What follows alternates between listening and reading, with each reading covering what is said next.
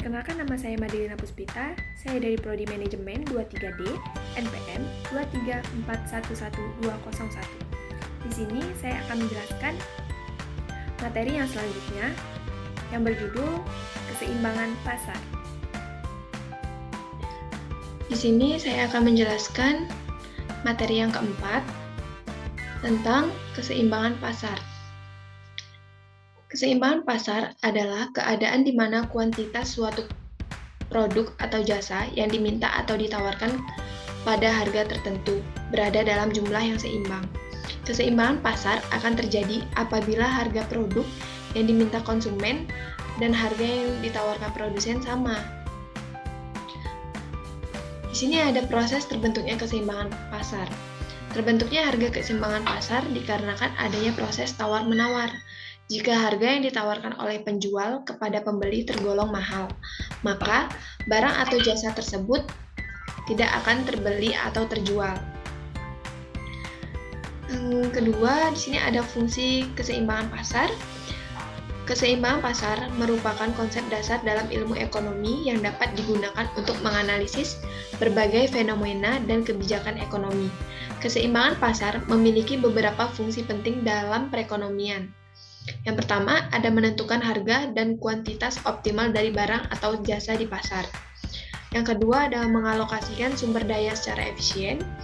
Yang terakhir, ada mencerminkan preferensi konsumen dan produsen. Di sini ada jenis-jenis keseimbangan pasar. Keseimbangan pasar terbagi menjadi dua, yaitu keseimbangan pasar jangka pendek. Permintaan yang harus dipenuhi oleh perusahaan dalam pasar persaingan monopoli sebenarnya tidak elastis meski terlihat sangat elastis. Keseimbangan pasar jangka panjang. Pada aspek kuantitatif, perusahaan hanya mendapat laba yang normal. Ini terjadi karena pada pasar persaingan monopoli tidak ada kendala berarti untuk masuknya perusahaan yang semakin kecil. Rumus harga keseimbangan pasar. Harga keseimbangan pasar akan terjadi ketika fungsi penawaran atau jumlah penawaran barang QS sama dengan fungsi permintaan atau jumlah permintaan barang, yaitu QS. Rumus yang dapat digunakan untuk menentukan keseimbangan adalah QS sama dengan QS atau PD sama dengan PS.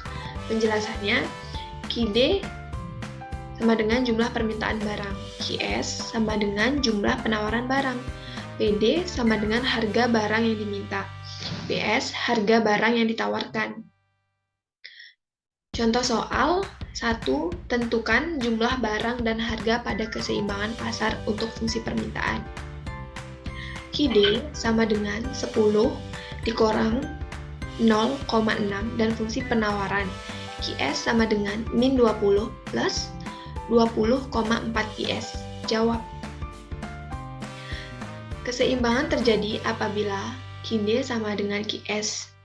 Jadi, 10 min 0,6 PD sama dengan min 20 plus 0,4 PD. Min 0,4